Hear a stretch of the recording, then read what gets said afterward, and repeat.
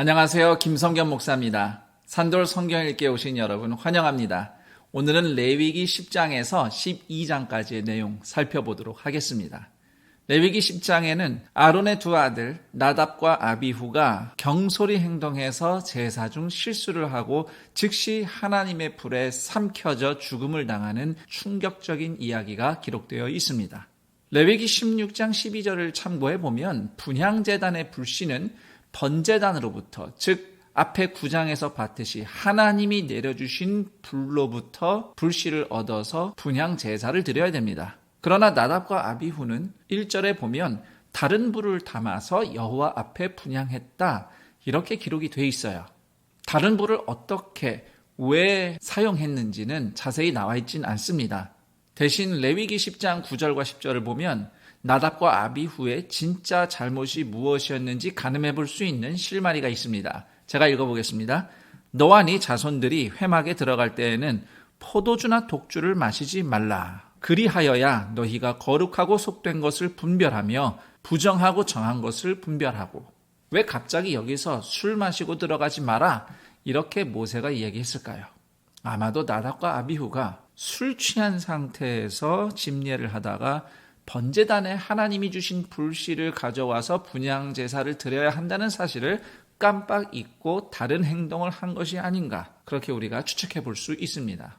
그리고 또 다른 제사장들의 실수가 이어집니다. 나답과 아비후가 죽은 이후에도 제사 예배는 계속 진행되어야 했죠. 모세는 제사장이 속죄제에서 남은 고기를 먹어야 된다 명령을 합니다. 17절을 참고해보면 제사장이 속죄제물의 고기를 먹는 것은 이스라엘 백성의 죄를 제사장이 감당한다는 의미가 있는 것 같아요. 그래서 모세가 속죄제로 드린 염소고기가 어떻게 남아있나 봤더니 16절에 보면 이미 다 불살라지고 없었다, 이렇게 기록이 돼 있어요. 이 상황을 본 모세가 화를 내면서 아론에게 꾸짖습니다. 왜 말씀대로 지키지 않고 그 고기를 먹지 않았느냐? 그러자 19절에서 아론이 답을 하는데 이런 내용입니다. 속죄제 번제 다 드리고 나서도 하나님 앞에서 실수해서 나의 두 아들들이 심판을 받아 죽은 마당에 아버지인 나는 죄가 없다면서 속죄 제물 거룩한 고기를 함부로 먹는 것이 과연 마땅한가? 하나님이 그걸 좋게 보시겠느냐? 하소연을 합니다. 그러자 모세가 아론의 말에 수긍을 합니다. 하나님께서도 그런 아론을 이해하시고 용납하셨다는 의미라고 보면 되겠습니다. 레위기 11장에서는 주제가 잠시 바뀝니다. 거룩한 상태, 즉 정결함을 지키는 음식법에 대해서 설명이 나와 있습니다. 기본적으로는 먹으면 안 되는 부정한 동물을 가려서 음식을 만드는 삶의 방식을 제시하고 있다, 이렇게 보시면 되겠어요. 2절에서 8절은 육상동물에 대한 규례입니다. 굽이 갈라져 있고 되새김질을 하는 육상동물은 먹을 수 있다. 정결한 동물이다. 그러나 둘 다 해당되지 않거나 하나만 가지고 있다면 그것은 부정한 동물이다. 먹지 마라. 이렇게 명령합니다. 예를 들어서 4절에 언급된 낙타는 되새김질은 하지만 발굽이 둘로 갈라져 있지 않아요. 7절의 돼지는 발굽은 갈라져 있지만 되새김질을 하지 않습니다. 그래서 낙타와 돼지는 모두 부정하다고 율법이 정하고 있는 겁니다. 참고로 6절에 사반이라는 동물이 나오는데 이게 히브리어로 샤판이라고 하는 걸 그대로 우리말로 옮겨 적은 겁니다. 영어로 하이렉스라고 하는데요, 바위너구리라고 합니다. 거대한 들쥐처럼 생겼어요. 이게 작은 게 아니고요, 뭐 한 이만한 동물입니다. 봐도 이건 먹을 수 없는 동물이야라는 생각이 드는 그런 동물이에요. 9절부터 12절은 수중생물 중에 지느러미와 비늘이 분명히 있는 생선만 먹을 수 있다, 이렇게 정하고 있고요. 13절에서 19절은 새들 중에 먹으면 안 되는 부정한 종류들을 언급하고 있습니다. 대체로 맹금류, 특히 시체를 먹는 새들이 부정하다고 명시되어 있습니다. 읽어보시면 알 텐데 16절에 타흐마스라는 단어가 나와요. 이건 히브리어를 음가 그대로 옮겨 적어놓은 겁니다. 타흐마스가 정확하게 어떤 새를 의미하는지는 불분명하지만 대체로 학자들은 올빼미, 부엉이 이런 걸 거다, 이렇게 예상을 합니다. 20절에서 23절에는 곤충이 부정하기 때문에 먹지 말라고 명하면서 대신 메뚜기처럼 긴 뒷다리를 가지고 뛰어다니는 곤충들은 괜찮다, 이렇게 율법이 규정합니다. 24절 이하는 사람이 만지면 부정해지는 동물의 주검에 대해서 설명하고 있습니다. 우선 부정한 동물의 주검은 무조건 부정합니다. 그리고 혹시 제사용이나 식용으로 가능한 정결한 동물이라도 도축된 것이 아니라 자연사한 것은 부정한 것으로 간주됩니다. 흥미로운 내용은 37절에서 38절 보시면 종자, 그러니까 씨앗이 혹시라도 주검과 접촉한 흔적이 있다. 그러면 씨앗은 굳이 부정하다 할 필요는 없습니다. 그러나 만약에 그 씨앗이 물에 젖어 있는 상태였다면, 그리고 어느 동물의 주검과 접촉을 했다면 그것은 부정하다. 이렇게 규정을 하고 있어요. 34절과 36절을 참고해 볼 때 물이 오염을 전파하는 매개체가 되는 겁니다. 정리를 좀 해보자면 레위기 11장의 정결법은 우선은 영적인 의미가 중요합니다. 부정한 동물은 죄가 있기 때문에, 악하기 때문에 먹지 말라고 율법이 말씀하고 있기보다는 그런 구별된 생활을 함으로써 우리가 거룩한 백성이다라는 신분을 기억하며 살도록 하는 것이죠. 그리고 그런 규칙을 통해서 뭐든지 다 먹어치우려는 인간의 욕심을 절제하라, 이런 교훈도 함께 담겨 있다고 생각해 볼 수 있습니다. 그럼에도 이 내용을 과학적으로 좀 생각해 봅시다. 가축의 경우는 우리가 늘 관찰하기 때문에 질병에 걸렸는지 안 걸렸는지 알 수가 있어요. 그래서 확인하고 처리할 수 있죠. 하지만 야생동물 같은 경우에는 이게 뭐 관찰이 안 돼요. 무슨 병균을 지녔는지 어떻게 합니까? 특히 동물의 죽음에 대한 규율도 생각해 보면 그렇게 죽은 사체에 어떤 병균이 이미 있는지 몰라요. 또 물기와 같은 것도 그런데 습도가 높은 환경에서 그런 병균의 오염이 더 빠르게 퍼져나갑니다. 이런 것들을 다 종합적으로 생각해 봤을 때 하나님이 이스라엘 백성에게 주신 정결법은 이스라엘의 건강도 지키는 효과가 있다고 우리가 어느 정도 생각할 수 있습니다. 레위기 12장에는 출산한 산모들을 위한 정결법이 나와 있습니다. 산모는 피를 흘리기 때문에 부정한 상태로 간주가 됩니다. 왜 피 흘림이 부정한가? 성경이 굳이 명시하고 있진 않지만 피가 생명을 상징한다는 말씀을 고려해 보면 피 흘림은 반대로 죽음을 의미할 수 있겠죠. 앞서 동물의 주검을 접촉하면 부정한 것도 죽음과의 접촉으로 이해될 수 있기 때문입니다. 그런 차원에서 산혈을 흘리는 기간 또는 월경을 하는 기간은 여성을 부정한 상태에 놓이게 합니다.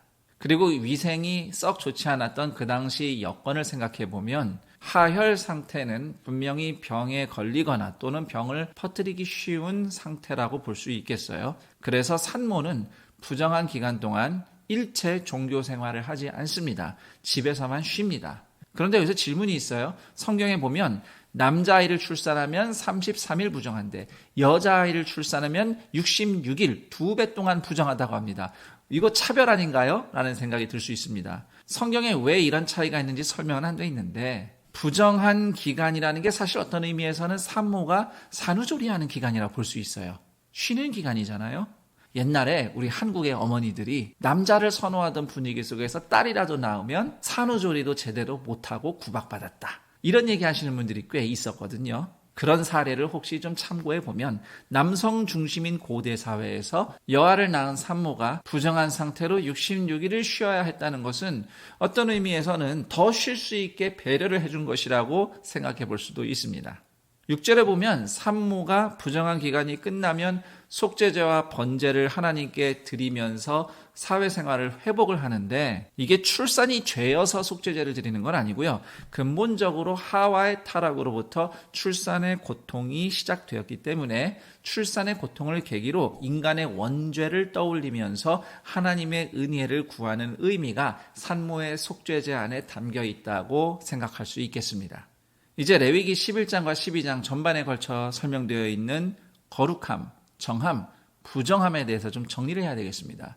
레위기 10장 10절을 보시면 거룩과 세속을 구분하고 정함과 부정함을 구분하라 이렇게 설명되어 있습니다. 그런데 성속의 구분은 창조주 하나님과 피조 세계의 구분이에요. 그래서 세속이라 함은 꼭 부정하다, 타락했다, 나쁘다 이런 의미이기보다는 하나님이 아닌 피조물이다, 피조 세계에 속했다 이런 의미로 받는 것이 좋겠습니다. 물론 우리가 보통 신앙생활 하면서 성속의 구분이 없다 이렇게 얘기합니다.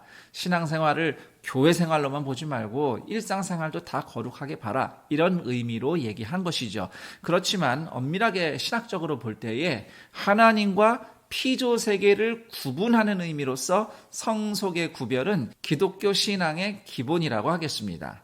이런 관점에서 성도는 하나님이 아니잖아요. 그러니까 세속에 속해 있는 겁니다. 그런데 정결한 상태인 것이죠. 그래서 하나님이 이스라엘에게 거룩하라 라고 명령하신 것은 정결하라는 의미라고 이해해야 됩니다. 그런데 그 와중에도 하나님이 거룩하게 정하신 성막, 성소, 하나님의 것인 영역이 있어요. 여기에 들어갈 수 있는 유일한 사람들, 제사장들이죠. 그들은 정결한 것만 가지고는 그 안에 못 들어가요. 그래서 더 특별한 어떤 절차, 관유로 거룩하게 구별받는 것, 이런 조치가 필요하죠. 그래야 거룩의 영역에 들어갈 수 있게 되는 겁니다. 어쨌든 이스라엘 백성이 세속에 속한 존재지만 정결하게 유지가 되어서 거룩하신 하나님과 함께 동행할 수 있도록 돕는 율법이 정결법이라고 이해하면 되겠습니다. 그리고 여기서 중요한 것이 거룩한 성막과 성물 그리고 정결한 사람이 부정함과 접촉하면 오염되기가 쉽습니다. 그래서 정결법은 온통 부정함의 오염과 싸우는 방어적인 율법들입니다. 그런데 이것이 예수님을 기점으로 완전히 바뀌어버립니다. 예수님의 거룩하심은 죄인과 접촉해서 오염되지 않습니다. 오히려 죄인이 거룩해지는 역사가 일어납니다. 예수님께서 율법적으로 부정한 병자를 만나도 그 병자가 오히려 치유받고 거룩하게 회복되는 역사가 일어납니다. 그러니까 예수님은 거룩을 퍼뜨리시는 분이에요. 그리고 예수님의 십자가를 통해서 예수를 믿는 모든 성도들은 예수님처럼 거룩함을 오히려 부정한 세상 가운데 퍼뜨리는 예수님의 생명과 영광을 함께 공유하는 존재로 구원받은 것입니다. 그리스도인은 왕같은 제사장이에요. 구약처럼 그냥 세속에 속한 정결한 이스라엘 백성 정도가 아니라 아예 성소 안까지 들어갈 수 있는 제사장과 같은 사람들이 된 겁니다. 그래서 우리는 방어하는 거룩함이 아니라 죄인과 병든 삶과 세상을 구원으로 인도하는, 그들을 변화시키는 하나님의 사랑과 생명을 전파하는 거룩한 삶을 살기 위해서 정결하게 자신을 지키는 것입니다. 이것이 오늘 제사장 공동체가 가진 선교적 생명력이라고 하겠습니다. 여기까지 레위기 10장에서 12장까지의 내용 살펴봤습니다. 그럼 전 여기서 인사드리고 내일 그 다음 내용과 함께 여러분 다시 찾아뵙겠습니다. 감사합니다.